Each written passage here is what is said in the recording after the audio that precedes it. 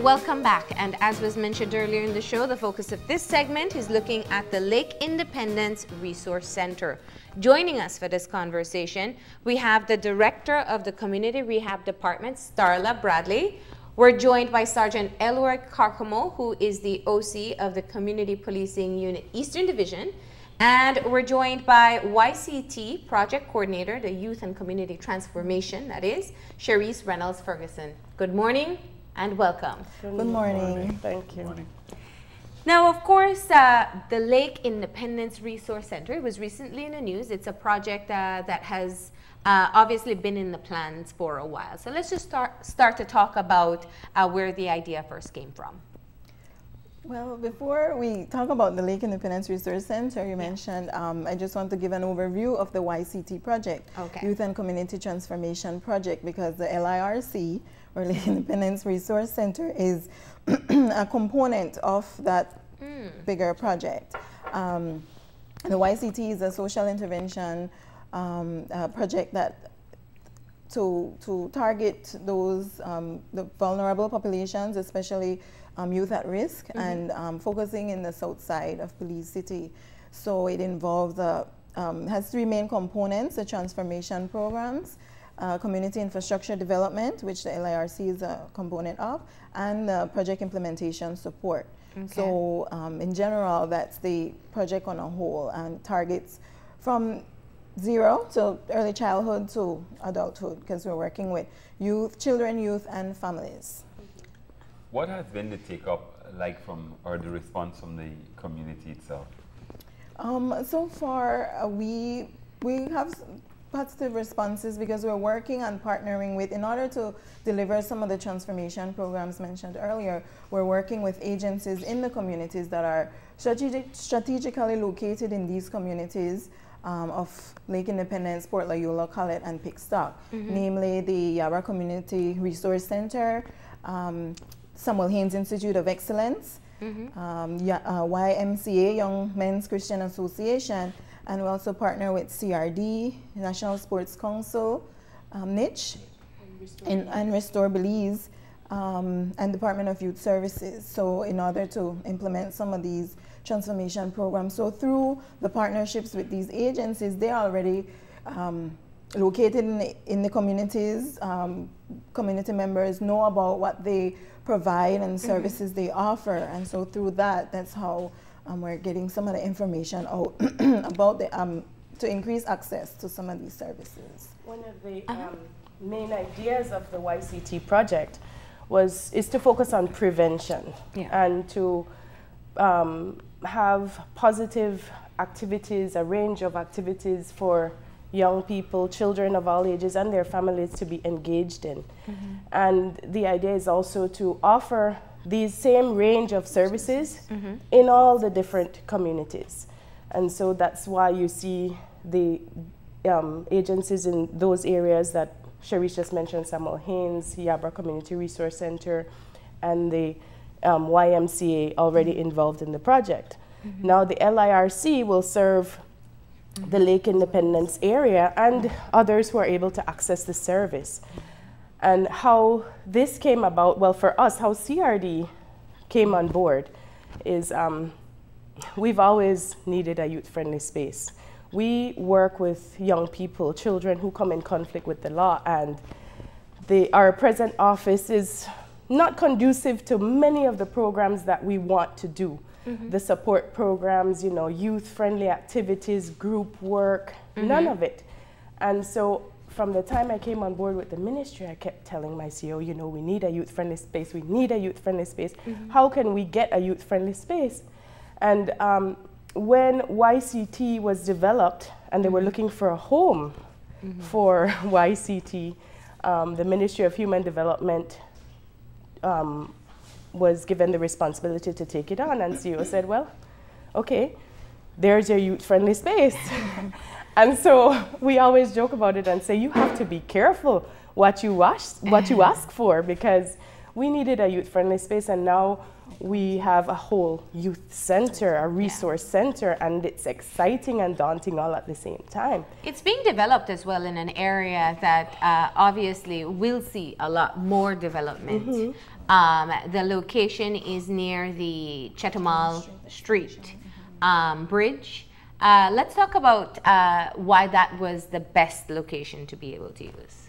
Well, that location, there aren't very many spaces for young people, for families, for programs. Yeah. And so that area was identified, well, mainly because the city itself, you have to start building out. There would not really have been a space inside the city. Yeah. And so to provide those types of services in that area, I think that's why that location was selected. Now, Sergeant Carcamo, obviously talking about community policing, we've seen such a great effort in terms of going out, meeting families, understanding the realities. Let's talk about your experience in recognizing the vulnerable populations within your particular area, within Lake Independence. Actually, I'm at the Abra area. Okay. Right. We have been working very closely. As you understand, community policing is collaboration with the community and different communities. And we have been working very closely with the YCT project involvement. Since 2013, we have pledged to work and assist within our area, and the Yabra Community Resource Center was used, or was one of those that was chosen to participate.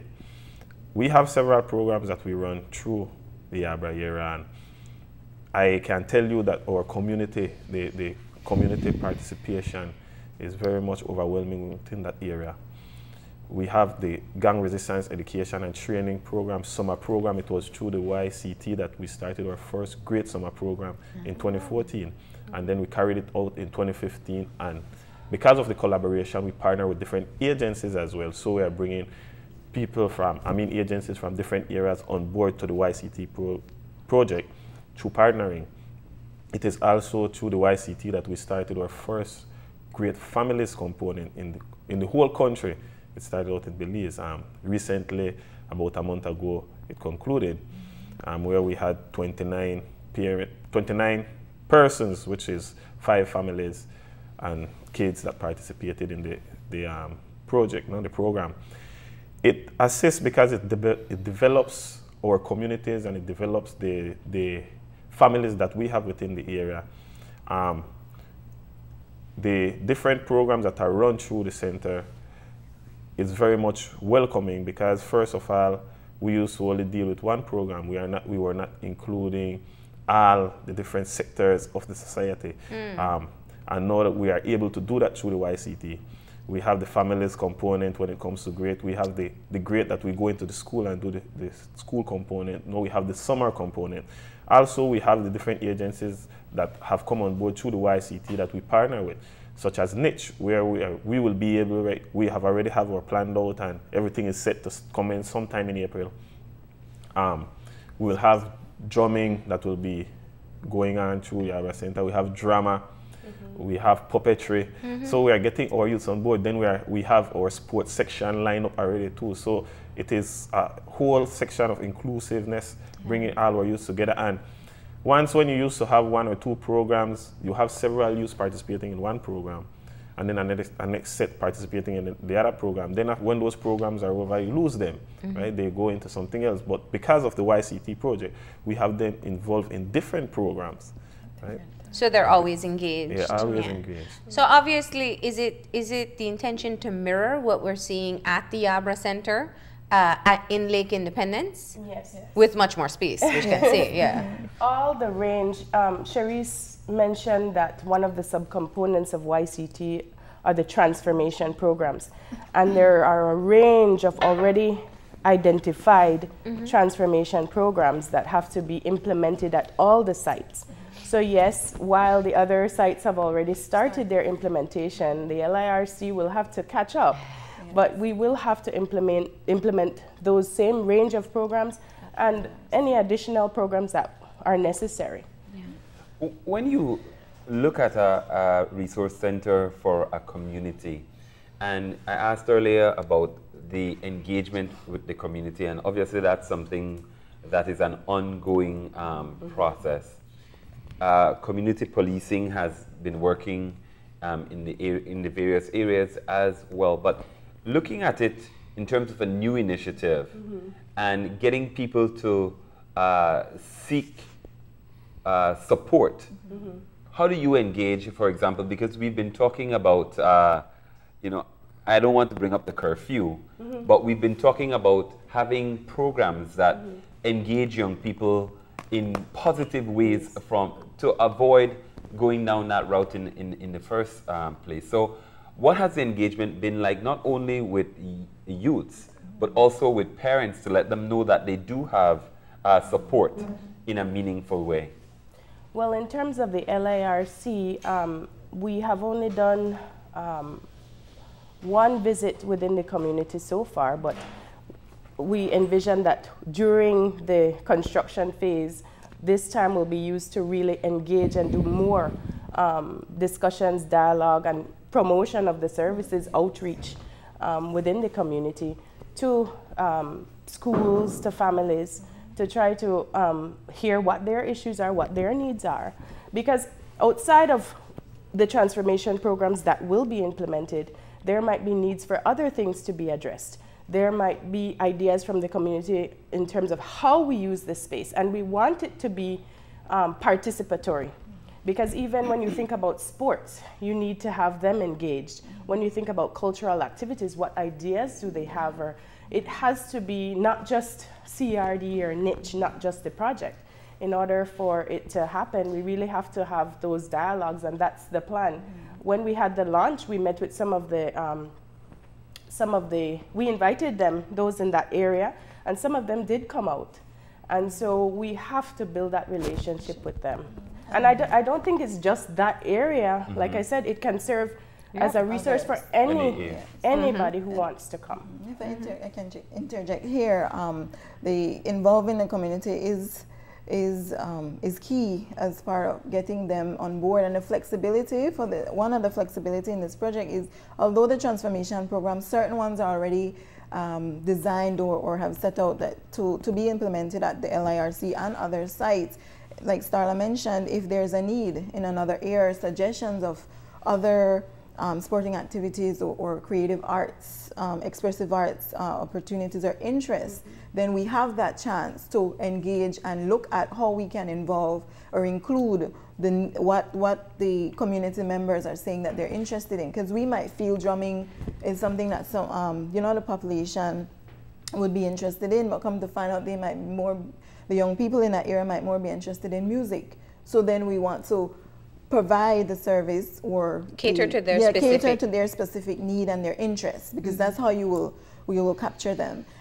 Through the great families and the great youth, the community policing unit are working with children in the school, but through the great families, and they involve the parents as part of this process, like a continuation of what the young people and children are getting in the school. So that way the families or parents understand or can get an understanding of the content that's being learned in school, and then how that translates to the family environment and how they can support what is being taught to their children during the day, how they can support that during the times that the family is together. And so I think that's a important factor, like you mentioned. It's not just to target the youth and young people, but their families, their parents are a key part of this process. We cannot create change or transform lives working in isolation. It needs to be, a holistic approach. So absolutely. And I want to bring in Sergeant Karkumo here just to ask your experience, because we know in some resource centers there is a focus on parenting, getting parents in and talking about how to work and cope with their children as they go through the different developmental stages. Is that offered at the Yabra Center? What happened is that recently we haven't been offering it. What we do is that we do referrals. Okay. Right. So if we would find that there is some family or some parent that needs the assistance, then we will refer them. But like what is said, in the project itself, it's also have for community interaction. So we just don't come and say this is what we want to do, but we go into the community, we have community meetings, we invite them to the center, it is always open, and we listen to their concerns, and from that, when we have our meetings, then we bring it up and we decide how we would be able to. What would you say has been a recurrent theme in terms of what people are clamoring for? We have seen that a lot of people are looking for jobs, right? But we have already spoken to them, we explained to them, because it takes a process. And we have explained to them that in order for you to get certain things, then you will need to develop in certain areas.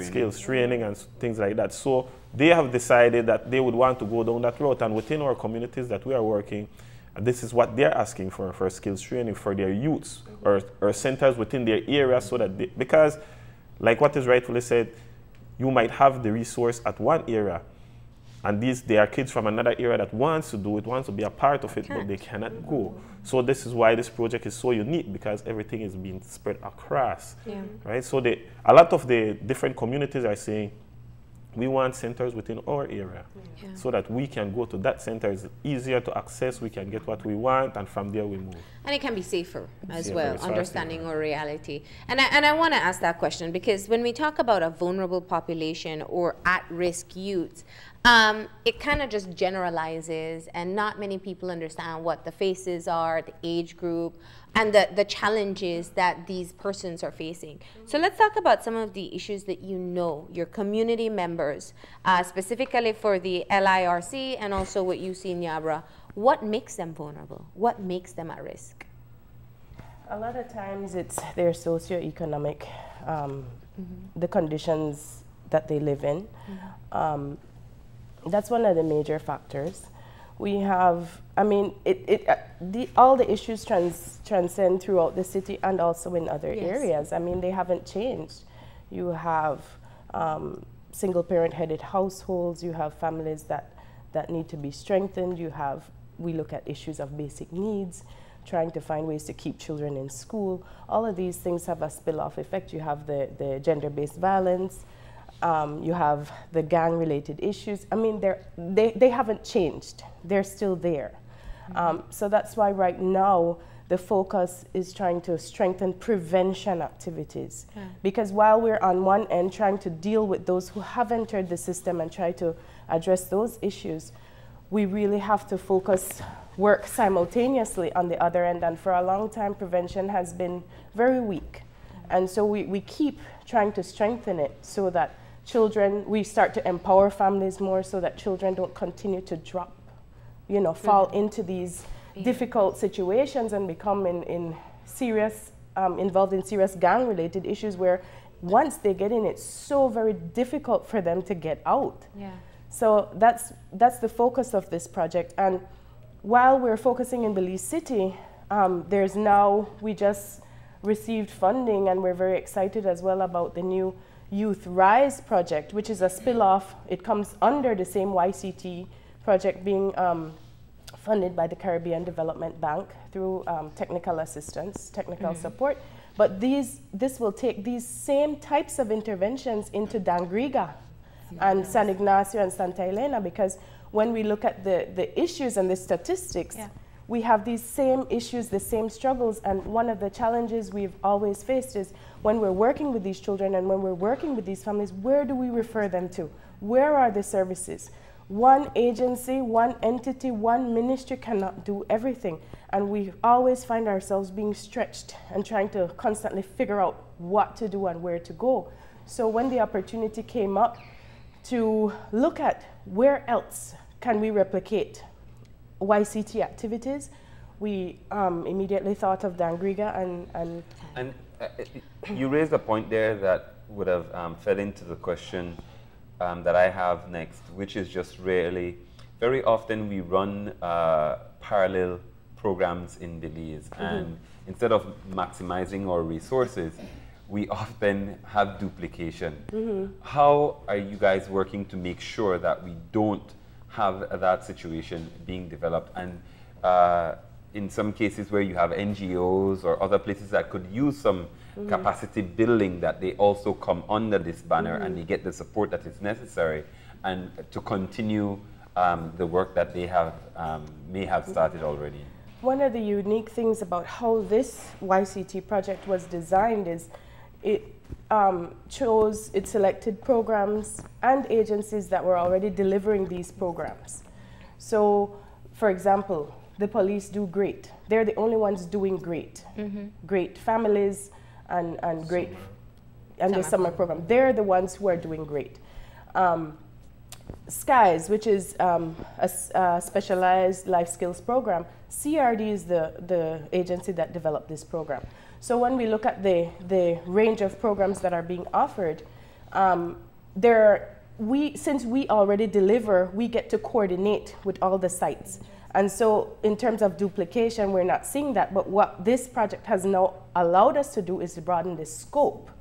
And more people, like for example, more people want SKIES now, and they're asking for it. And so, yes, we do have to set up trainings to build their capacity to be able to deliver in their areas. And life skills itself is such a very important component to any type of intervention because it builds resiliency and it really supports development, positive development. Yeah. How does this create that one window approach? Because very often, you know, people may go into a particular establishment asking for specific help, but the organization may not be aware of who's providing what and where. So how does this tie into eventually having a kind of a one window approach for interventions, especially when it comes, or a referral system, a structured one that would probably have some kind of a inventory of what is available, the menu of stuff available. The partnership with the different agencies and networking, creating those networks is what will allow for that. In addition to, well, when I talk about networks, for example, like partnering with CRD and niche to, you know, instead of the sites, maybe YM, thinking about, well, how I want to implement a expressive arts program, who should I liaise with?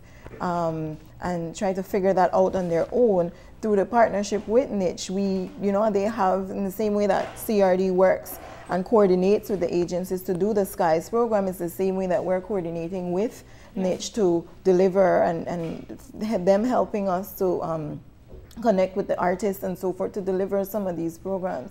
In addition to that, we have our M&E system that has been recently completed and developed, and the tool, I guess the MIS tool that we will use as the framework for this M&E system is what is already being used in the ministries, the FAMCare online system, which allows for the input of data and, you know, registering individuals, and other agencies would be able to, if there's a service need, you know, additional needs in addition, like maybe the Boost program and other social intervention and social safety net programs, then through that system that allows for that networking or that referral and counter referral. I want to ask about a very specific issue, and it's one that we don't talk about enough. In terms of what comes under the YCT project, or even what you're seeing at CRD, what about drug abuse?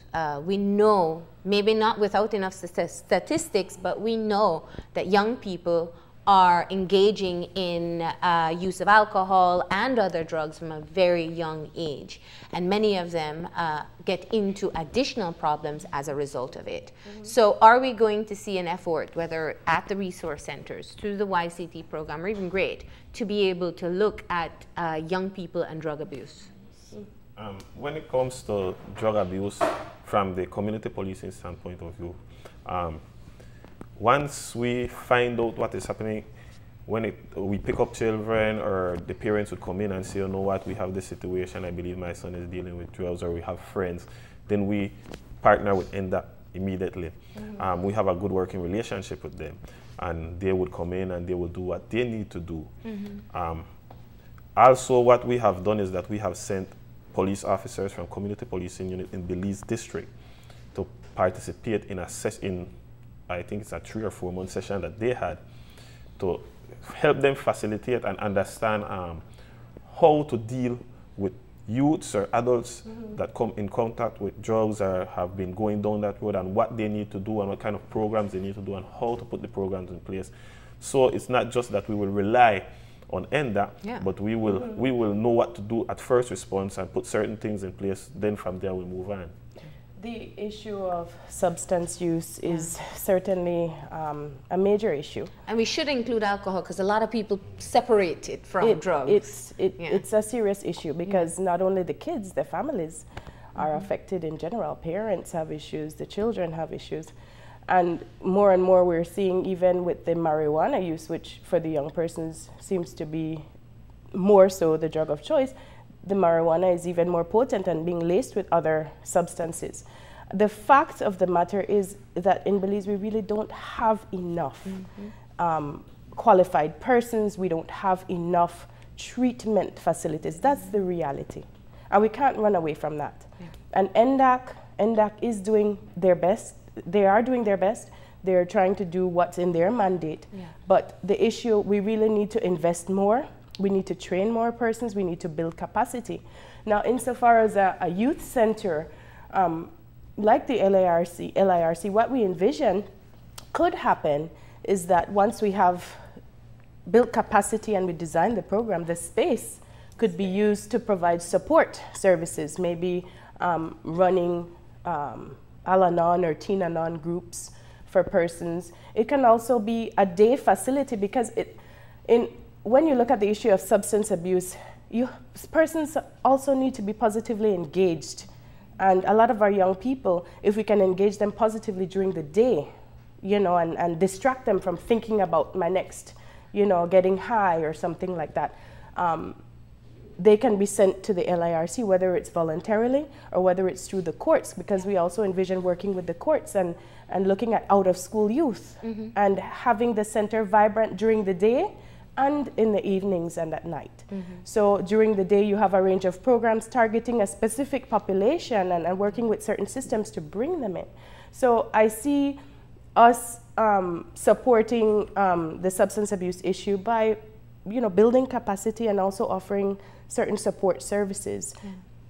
Now, we're running out of time, but before we do, Starla, obviously William doesn't want to bring up the curfew, but I will, because we know that you were one of the social sector agencies that was consulted in the with the police.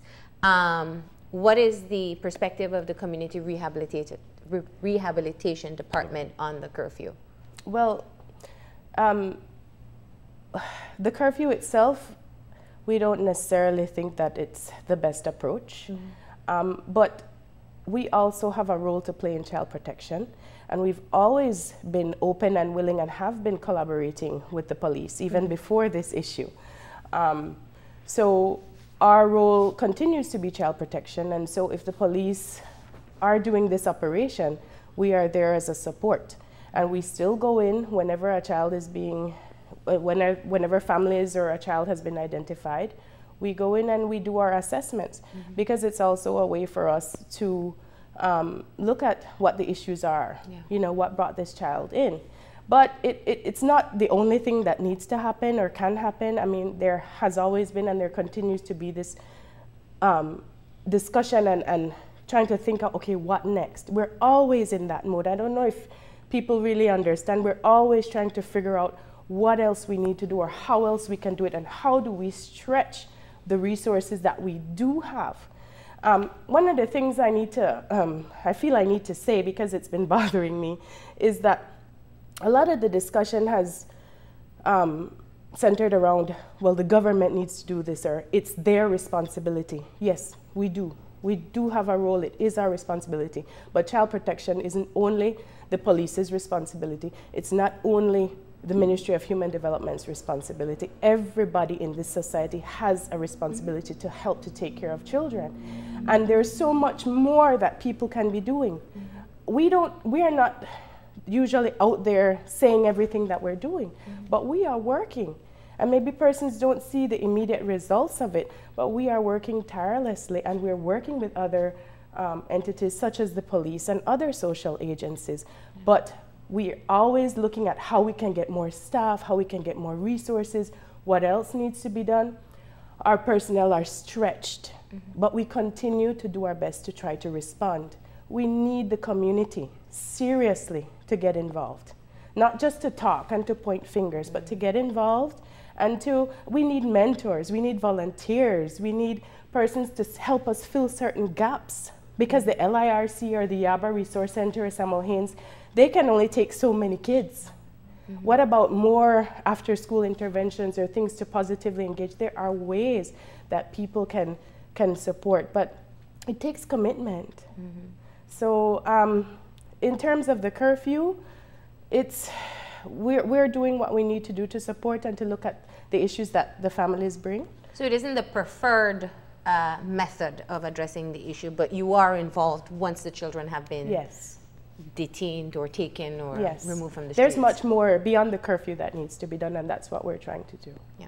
All right. Well, thank you very much for that perspective. Thank you all for joining us. And the LIRC is expected to be completed when?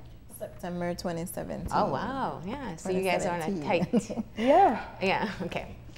So at least a year from now, right?